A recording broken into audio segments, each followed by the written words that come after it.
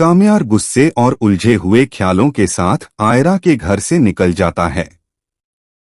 उसके दिमाग में आयरा की बातें लगातार घूम रही होती हैं, जिस वजह से उसका ध्यान सड़क पर नहीं रहता।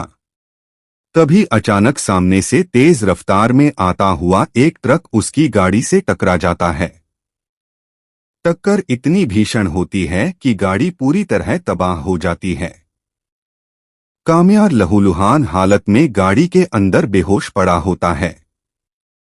इत्तेफाक से उसी रास्ते से इश्तियाक गुजर रहा होता है। जैसे ही उसकी नजर एक्सीडेंट पर पड़ती है, उसके होश उड़ जाते हैं। वह बिना वक्त गवाए लोगों की मदद से कामयार को अपनी गाड़ी में डालता है और सीधे हॉस्पिटल की तरफ भागता है। रास्ते में ही वह घबराहट भरी आवाज में आयरा को फोन करता है और बताता है कि कामयार का बहुत गंभीर एक्सीडेंट हुआ है और उसकी हालत नाजुक है। यह सुनते ही आयरा के पैरों तले जमीन खिसक जाती है। वह एक पल भी नहीं सोचती और रोती हुई नंगे पांव ही हॉस्पिटल की ओर दौड़ पड़ती है। हॉस्पिटल पहुंचते ही डॉक्टर बाहर आकर बताते हैं कि मरीज का बहुत ज्यादा खून बह चुका है और तुरंत ब्लड की जरूरत है। आयरा बिना किसी झिझक के आगे बढ़ती है और कहती है कि उसका ब्लड ग्रुप वही है, डॉक्टर उसका खून ले सकते हैं। कुछ ही देर में नफीसा और सोहेल साहब को भी हादसे की खबर मिल जाती है और वे बदहवास हालत में हॉस्पिटल पहुंचते हैं। नफीसा आयरा को वहां देखकर आपे से बाहर हो जाती है और सबके सामने उसे कसूरवार ठहराने लगती है। वह कहती है कि यह सब उसी की वजह से हुआ है और अगर उसके बेटे को कुछ हो गया तो वह किसी को नहीं छोड़ेगी। आयरा चुपचाप सब सुनती रहती है, उसकी आंखों से आंसू थमने का नाम नहीं लेते। काफी देर बाद डॉक्टर ऑपरेशन थिएटर से बाहर आते हैं और बताते हैं कि ऑपरेशन सफल रहा है और मरीज की जान बच गई है। यह खबर सुनते ही सब राहत की सांस लेते हैं। आयरा और इरफान साहब कामयार से मिलने अंदर जाते हैं। आयरा रोते हुए उसका हाथ पकड़कर माफी मांगती है, लेकिन कामयार गुस्से में अपना हाथ झटका देता है। वह उसकी तरफ देखे बिना कहता है कि वह उसे यहाँ नहीं देखना चाहता और तुरंत बाहर जाने को कहता है। आयरा का दिल पूरी तरह टूट जाता है। वह बिना कुछ कहे रोती हुई घर लौट आती है। कई दिनों तक वह इसी उधेड़बुन में रहती है कि आखिर अब क्या करे। कुछ समय बाद कामयार पूरी तरह ठीक होकर अपने घर वापस आ जाता है।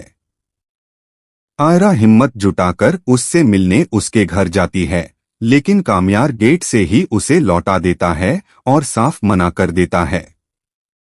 कामयार की बेरुखी आयरा को अंदर से तोड़ देती है। वह फैसला कर लेती है कि अब वह यहाँ नहीं रहेगी और हमेशा के लिए देश छोड़ देगी। वह अपना सामान समेटती है और एयरपोर्ट के लिए निकल जाती है।